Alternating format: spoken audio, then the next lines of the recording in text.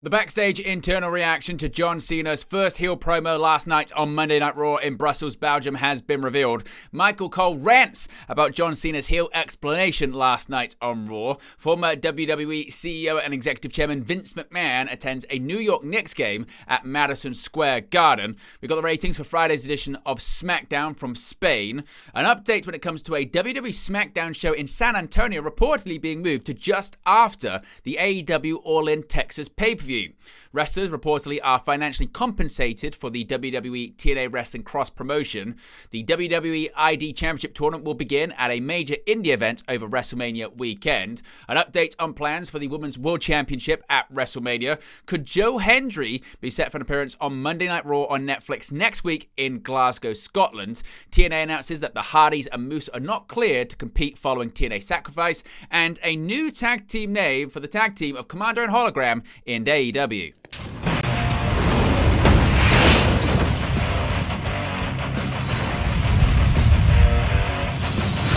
Hey guys, welcome back to Wrestling News 365. Hope everyone is doing very well. As always, there are plenty of news stories to get into in the world of professional wrestling. Let's begin with a reaction to last night's edition of Monday Night Raw. Of course, it was from Brussels, Belgium, and we got an appearance, the first appearance of John Cena since his shocking heel turn at Elimination Chamber earlier on this month. We did do a watch-along and a post-show for the event, so be sure to check that out. We will be doing more watch-alongs Friday night on SmackDown, with a watch-along and a post-show for that. That's going to be in Bologna, Italy. We'll also have a watch-along for next week's SmackDown and the majority of Raws and SmackDowns heading into WrestleMania season. But when it comes to the backstage reaction to this, John Cena opened the March 17th edition of Monday Night Raw from Brussels, Belgium, and spoke for the first time since his heel turn at Elimination Chamber. Cena cut a promo in which he admonished the fans, stating that he had been the victim in an abusive relationship, that each and every one of you has been awful to me for years. Cena even referenced the "You Can't See Me" meme, claiming it was no longer funny. He ended the promo by saying he was breaking up with the WWE fans. This led to an interruption from undisputed WWE champion Cody Rhodes, the man John Cena turned heel on, and an aggressive Rhodes told the 47-year-old to find John Cena because he didn't want to wrestle this whiny bitch at WrestleMania 41. The segment was well received by those in attendance and fans tweeting along to the show on social media. According to Fightful Select, WWE was, quote, ecstatic, end quote, by the reception that Cena received in Brussels. The 16-time world champion received John Cena sucks chants during his entrance, and fans serenaded him with "na na na na, hey hey, goodbye," whilst Cena left the arena. A WWE source also noted to Fightful that Raw was the, quote, hottest TV environment they've experienced, end quote. WWE's tour of Europe will continue until the end of March, with Raw and SmackDown set to air live on Netflix in many international territories. SmackDown will air on tape delay at 8 p.m. Eastern in the United States, but once again, we'll be live on Netflix Friday night. You can see it right there. We'll be live 15 minutes before the show goes on the air at 6:45 UK time.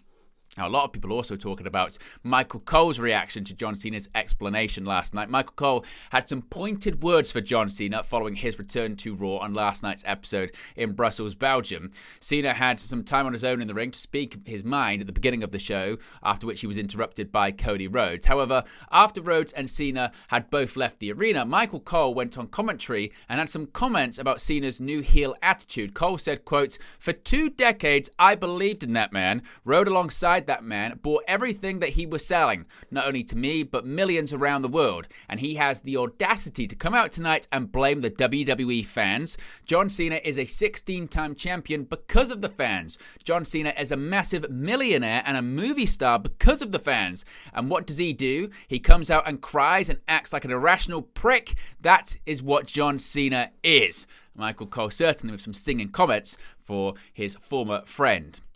Now, Vince McMahon, we've got another Vince McMahon sighting here, and his appearance seemingly has changed once again. Vince McMahon was in attendance for the New York Knicks versus Miami Heat game at Madison Square Garden on March 17th.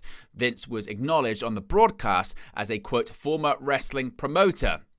Of course, McMahon is currently embroiled in a lawsuit involving John Laurinaitis, former Executive Vice President of Talent Relations, WWE. Of course, this lawsuit was filed by Janelle Grant, a former WWE employee. She filed the lawsuit originally in January 2024. The lawsuit accuses McMahon of sexual assault and sex trafficking. McMahon resigned from TKO/WWE following the lawsuit being filed. An amended version was filed earlier this year.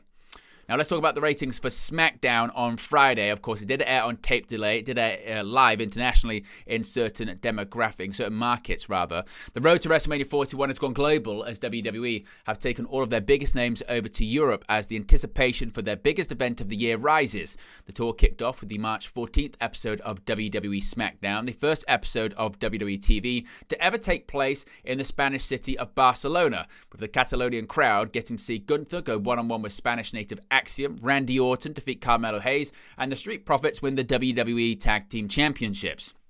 While the show aired live on Netflix for international viewers, the American audience had to wait for the show to air on USA Network via tape delay, and according to Programming Insider, the average number of viewers for the March 14th episode of SmackDown was 1.571 million. This is a 10% decrease from the previous week's 1.741 million, and 5% lower than the trailing 4-week average, which currently stands at 1.658 million viewers. Despite the average number of overall viewers going down, it seems like those that did stick around for the show were in the 18 to 49 demographic, as SmackDown posted another 0.52 number.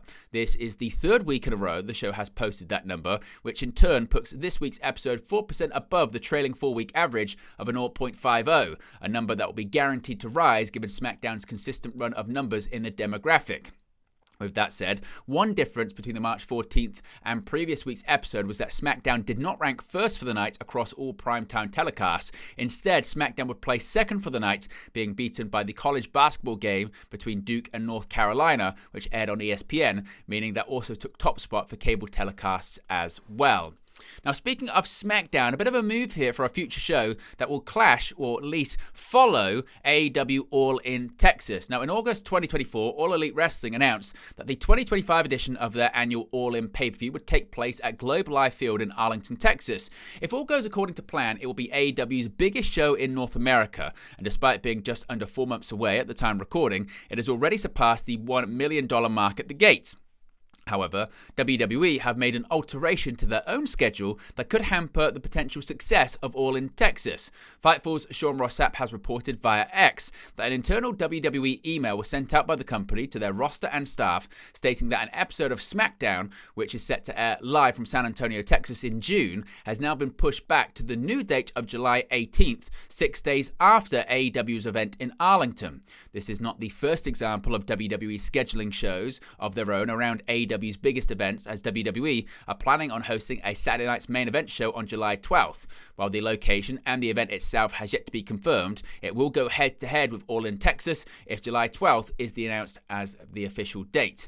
All in Texas isn't the only event to potentially be affected by WWE's scheduling, as WWE NXT will host their annual Battleground Premium Live event on May 25th, the same day as AEW's Double or Nothing pay-per-view, which has already moved from its usual home of Las Vegas, Nevada to Phoenix, Arizona, due to WrestleMania 41 taking place in Nevada 1 month earlier. AEW have noticed this trend of WWE counter-programming them, leading to the company keeping show dates under wrap so WWE doesn't decide to run against them. A bit of an update here when it comes to the WWE-TNA cross-promotion. Though the TNA-WWE working relationship has been a thing for nearly a year, it's certainly gotten a boost since the two sides made it official in January, with more TNA talents appearing in WWE NXT or vice versa than ever before.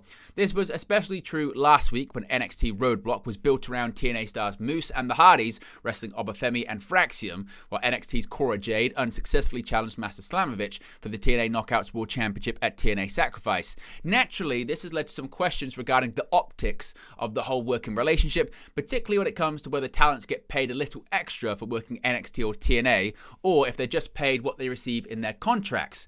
During a recent Fightful Select Answers Q&A, Sean Ross Sapp answered that question, revealing that both TNA and NXT wrestlers receive extra pay when they make an appearance on the opposite brand. The exact amount wrestlers receive remains a mystery, but Sapp confirmed that talents received either a bonus or additional pay. The reason for that may not be what some expect, though, as it was noted that counting an NXT Stars appearance on TNA as a date on said NXT Stars contract could be seen as a counter to the argument that wrestlers are independent contractors. As such, wrestlers are getting paid extra for appearing either for TNA or NXT would give the appearance that talents are independent contractors, thus protecting both WWE and TNA from any possible antitrust issues that UFC faced in recent lawsuits.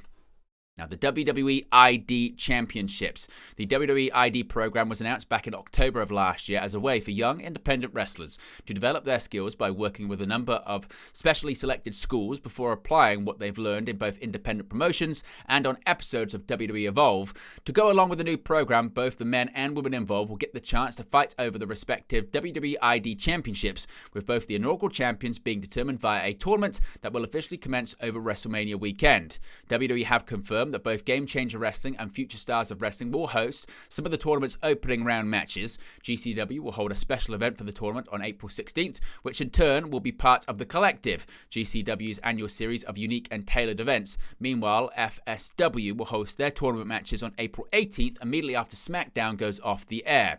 As far as who's been confirmed for the tournament so far, the women's bracket already has the likes of Zeta Steele and Zara Zaka, while the men's bracket is more fleshed out as Ice Williams, Jackson Drake and Cappuccino Jones, Sean Legacy and Swipe Right of Brad Baylor and Ricky Smokes have all officially entered the competition. More participants set to be announced in the near future, as are the other companies that will be hosting the tournament matches throughout the year. Now, speaking of WrestleMania weekend, an update when it comes to the Women's World Championship plans for the grandest stage of them all. When Io Sky defeated Rhea Ripley for the Women's World Championship on the March 3rd episode of Raw, the Genius of the Sky is also then officially booking her spot in the WrestleMania 41 title defense against number one contender Bianca Belair.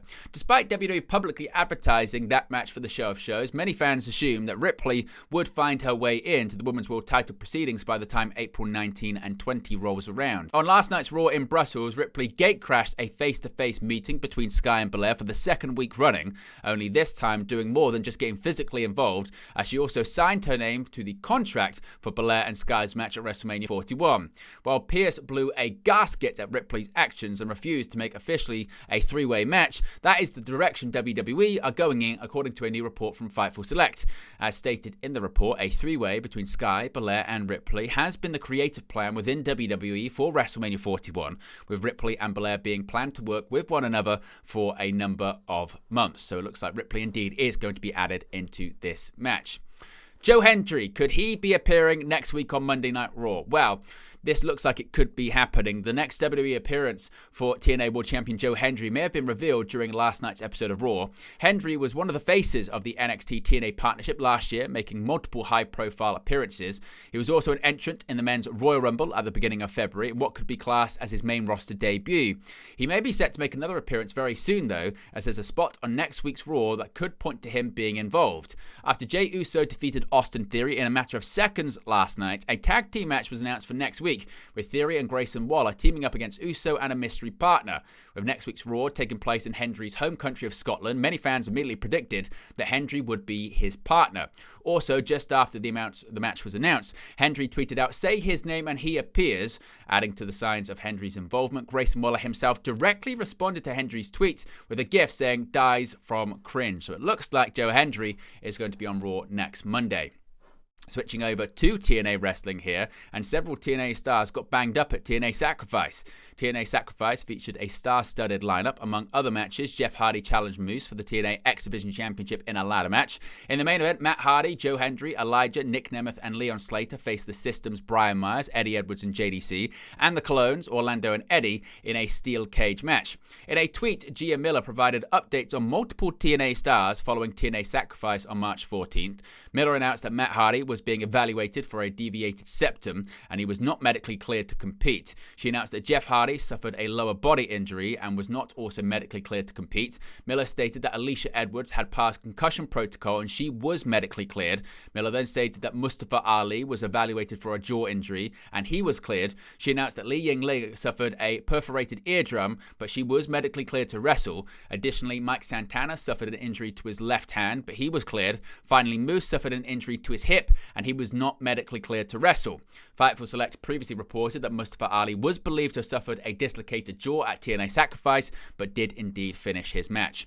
And finally, an update here when it comes to the tag team name for Hologram and Commander in AEW.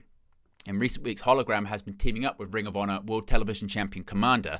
They defeated Blake Christian and Lee Johnson at AEW Revolution 0 Hour. The duo had been billed as the Lucha Stars, but it has now been changed because, via translation, their name is Los Titans del Air in Alex Abrahantes' video package on AEW Collision. Though they had been billed as the Lucha Stars, a new post from AEW on X refers to them indeed as Los Titans del Air. So that looks like that's going to be their name moving forward. They're set to face Dralistico and the Beast Mortos on the March 23rd episode of AEW Collision. Hologram and Commander are also set to face Mystico and Mascara Dorada at a CMLL event on March 21st. But there you go, guys, the latest pro wrestling news for you. Be sure to smash a like on the like button. Be sure to subscribe, bottom right-hand corner. A reminder, you can join the WN365 roster by clicking that join button. It's also pinned in the comments section. You can get your badges, your emojis, and your exclusive members-only content. Once again, I will be live Friday, 15 minutes before SmackDown goes on the air on Netflix in Bologna, Italy. People confirmed for the show, the likes of Roman Reigns, CM Punk, Seth Rollins, and others. I'll be live for that and a post-show, so be sure to join us then, and I'll speak to you again very, very soon. Hey guys, thank you for watching, listening, streaming, or however you come across this video today. Be sure to click on the video on the right there to watch our next video, or click the bottom there to subscribe, or the bottom right hand corner. Thank you very much, and I'll speak to you again very soon.